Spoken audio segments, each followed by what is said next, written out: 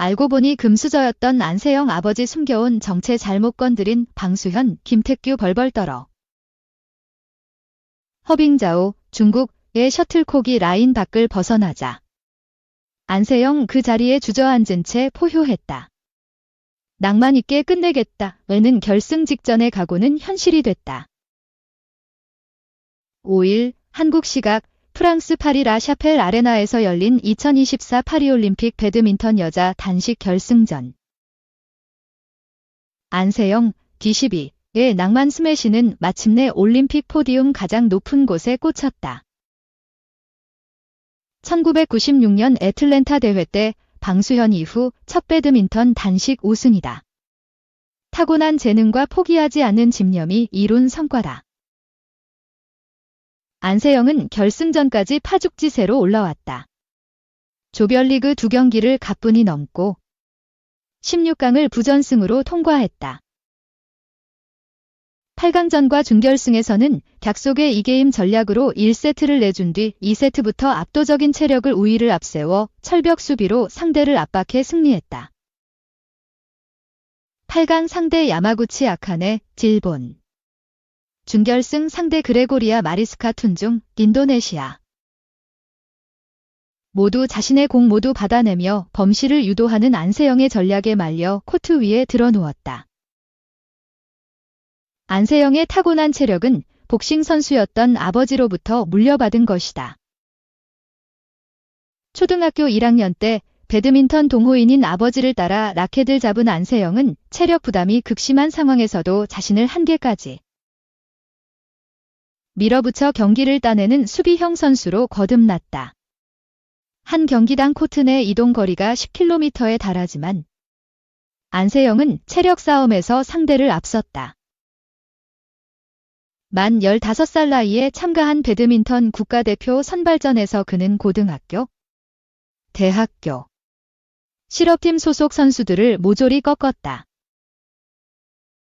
중학교 3학년 단식 선수가 국가대표 선발전에서 전승을 거둔 것은 한국 배드민턴 역사상 처음이었다.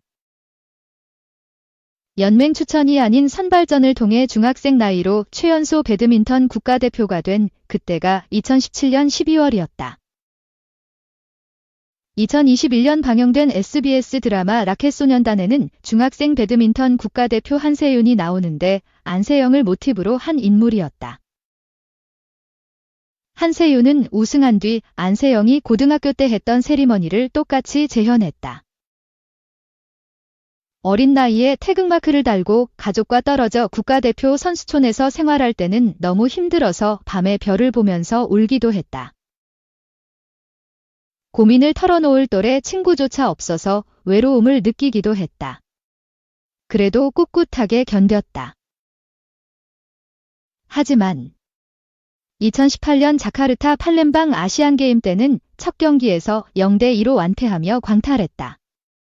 경험 부족이 컸다. 상대는 천위페이, 중국이었다. 세계의 벽을 확인한 안세영은 하루도 안 쉬고 도쿄올림픽을 준비하겠다고 다짐했고 3년간 그 약속을 지켰다. 그럼에도 불구하고 1년 늦게 치러진 도쿄올림픽 2021년 단식 8강전에서 천위페이를 만나 또다시 0대2로 졌다. 이 게임 막판에 발목을 다쳐 응급치료를 받고 코트에 나설 만큼 전의를 불태웠으나 결과는 패였다. 경기 뒤 눈물을 펑펑 쏟은 안세영은 쉬는 날 없이 계속 훈련했는데 기대만큼 성과가 안 나온 것 같아서 너무 많이 아쉽다고 털어놨다. 그렇다고 좌절할 안세영이 아니었다. 그는 후회 없이 준비해서 이 정도의 성과가 나왔다. 그렇게 준비해서도 안 됐으니까 더 열심히 준비해야겠다라며 각오를 다졌다. 수비력에 비해 스윙 스피드가 느리고 공격력이 약하다는 평가를 받았던 안세영은 단점 보완에 나섰다. 그리고 2023년 더 성장했고 세계 1위로 발돋움했다. 항저우 아시안게임 결승 때는 천적 천위페이를 꺾었다. 이후 꽃길이 예상됐으나 아시안게임에서 얻은 무릎 부상이 안세영을 내내 괴롭혔다. 1월 인도 오픈에서는 허벅지 근육 부상까지 겹쳐 8강전을 기권하기도 했다. 하지만 이후 전담 트레이너가 함께 재활하면서 마음을 다잡았다. 이번 금메달은 그랜드슬램 달성을 위한 가장 중요한 퍼즐이었다. 안세영은 출국 전 파리에서 모든 것을 바치겠다 오는 각오로 임했고 자신의 진가를 입증했다. 이제 그에게 남은 마지막 퍼즐은 아시아 선수권 대회뿐이다. 이 대회는 올림픽보다는 상대적으로 중요성이 떨어지고 2년에 한 번씩 개최되고 있기에 안세영의 그랜드슬램 달성은 시간 문제이다. 2. 부조리 폭로 안세영. 협회 조사 불응, 대신 장미란 만났다. 21일 대한배드민턴협회에 따르면 협회는 안세영 측에 진상조사에 참여해달라고 제안했지만 안세영 측이 거부하는 공문을 보냈다. 안세영은 지난 5일 금메달은 목에 건 직후 배드민턴협회가 그동안 선수를 대대로 보호하지 않았다며 대표팀 운영 및 훈련, 선수 보호 시스템 등에 관한 문제점을 지적했다. 이후 대표팀 안에서 어린 선수들이 선배 선수들의 빨래며 청소를 대신하는 문제까지 터져나왔다.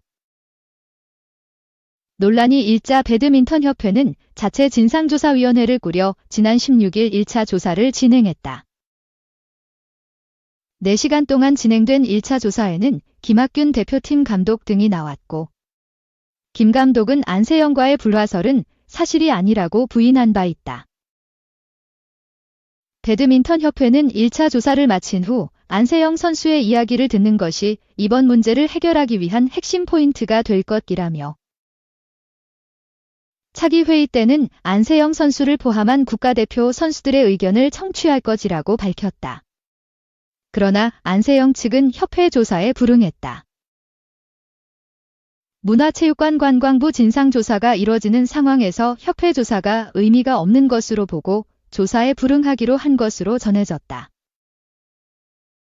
협회 측 진상조사위에는 협회 수뇌부 일부가 참여해 신뢰할 수 없다고 판단한 배경도 있는 것으로 알려졌다. 조사를 받아야 할 협회가 조사를 하는 상황이 문제가 있다는 지적이다. 안세영은 배드민턴협회에 1차 조사가 있었던 16일 SNS에 입장문을 내고 배드민턴협회가 더 이상 외면하지 말고 적극적으로 행동해달라고 목소리를 높였다. 협회 조사에 불응한 안세영은 19일 장미란 문화체육관관광부 2차관과 비공개 면담을 한 것으로 알려졌다. 안세영은 그동안의 고민 등을 허심탄회하게 말했고 장 차관도 경청한 것으로 전해졌다. 3. 인터뷰 정태욱이 직접 밝힌 내가 갑자기 전북 떠나 호주로 간 이유 8월 3일이었다. 짧은 스포츠 머리를 한 정태욱 27 웨스턴 시드니 이 전주 월드컵 경기장에서 전주 팬들에게 잠시만 안녕을 고했다. 2023년 1월 대구에서 전북으로 이적해 1년 반 동안 녹색 유니폼을 입고 활약하던 정태욱은 1년 임대 조건으로 호주 A리그 소속 구단 웨스턴 시드니와 계약했다. 호주 선수가 한국으로 오는 경우는 많지만 K리그에서 A리그로 진출하는 경우는 흔치 않다. 이적 배경이 궁금했다. 정태욱은 지금까지 사과와 작별 인사 정도만 남겼을 뿐이다. 일각에선 나이트클럽 방문 이슈로 인한 도피 이적이 아니냐는 시선을 보냈지만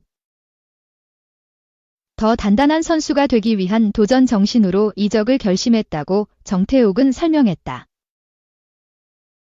현재 시드니에 머물며 새 시즌을 준비 중인 정태욱은 아직 내가 전북에 많은 도움을 주지 못한 것 같아 늘 죄송한 마음이다. 이곳에서 한 뼘 성장해 다시 전북으로 돌아가 좋은 모습을 보여주고 싶다. 전북과 아직 계약이 남아있고 지금은 잠시 임대를 떠나 있는 것이라고 말했다. 정태욱은 클럽 논란과 관련된 질문을 피하지 않았다. 정태욱은 6월 말 서울과 홈경기에서 1대5로 패한 직후 팀 동료 정민기, 현 수원FC, 박재용, 전북, 등과 함께 서울에 있는 클럽에 있는 모습이 목격되었다. 팀이 강등권에 처진 상황에서 클럽에 놀러간 것이냐는 팬들의 거센 비판을 피할 수 없었다. 정태욱은 팀 성적이 좋지 않을 때 적절치 않은 장소에 간 것만으로도 충분한 오해의 소지를 불렀다고 생각해 죄송스러운 마음뿐이다. 내 생각이 짧았다고 잘못을 인정했다. 이어 나는 그날 식당에서 지인과 저녁 식사를 하던 중 300m 근처에 나를 응원하는 지인이 있다는 얘기를 듣고 클럽에서 3분 정도 지인과 인사하고 바로 귀가했다. 평소 술을 마시지 않을 뿐더러 놀러 간 것도 아니었다. 그 당시 상황을 구체적으로 설명했다. 정태욱은 심려를 끼쳐드린 점은 몇 번을 사과해도 모자라지 않다. 지금도 많이 반성하고 있다고 말했다. 클럽 논란 이전에도 경기장에서 종종 실수를 범했던 정태욱. 더 단단한 선수가 되는 것이 자신을 품어준 구단. 자신을 응원해준 팬들을 위한 길이라고 생각했다. 그는 해외 경험을 토대로 더욱 더 단단해진 모습으로 전북에서 다시 한번 사랑받는 선수. 훗날 기억에 남는 선수가 되고 싶다. 그걸 위해서 호주에서 정상급 선수로 인정받는 게 우선이라고 했다. 왜 호주였을까? 정태욱은 여름 이적 시장에서 호주를 비롯해 일본, 아랍에미리트에서 제의가 왔다. 그중 시드니 감독 알렌 스타이치치 이 가장 적극적으로 연락을 했다. 진심으로 나를 원한다는 느낌을 받았다고 말했다. 한간엔 전북이 웨스턴 시드니 측에 정태욱의 연봉을 일정 부분 보전한다는 루머가 돌았다. 제주에서 뛰던 센터백 연재훈을 영입하기 위해선 기존 센터백 중 한 명이 자리를 비워야 했고 그래서 정태욱의 연봉을 보전해주면서까지 임대 이적을 밀어붙였다는 루머였다. 이에 대해 정태욱 측은 사실이 아니다라며 절반 가까이 줄어든 연봉을 기꺼이 받아들였다고 했다. 정태욱은 호주가 셀러리캡으로 인해 금전적으로 많은 연봉을 지불할 수 없는 상황이라는 걸 알았다. 돈은 전혀 문제가 되지 않았다고 말했다. 언어부터 클럽 문화, 리그 환경 등 모든 게 낯선 첫 해외 도전이다. 정태욱은 걱정한 게 사실이지만 모두 너무 잘 챙겨준다. 훈련장에선 모든 선수들이 에너지를 쏟아붓기 때문에 나도 더 적극적으로 훈련에 참여하게 된다. 선수들 모두 승부욕이 넘쳐서 뭘 하든 이기려고 한다며 웃었다. 추춘제인 호주 A리그는 10월에 개막해 내년 5월에 막을 내린다. 그에 앞선 8월 말 호주컵 16강전을 치른다. 웨스턴 시드니는 필리핀 사업가 제퍼슨 챙이 보유한 클럽으로 2014년 아시아 챔피언스 리그에서 우승한 경험이 있다. 지난 시즌 호주 리그에서 12개 팀 중 7위를 했다.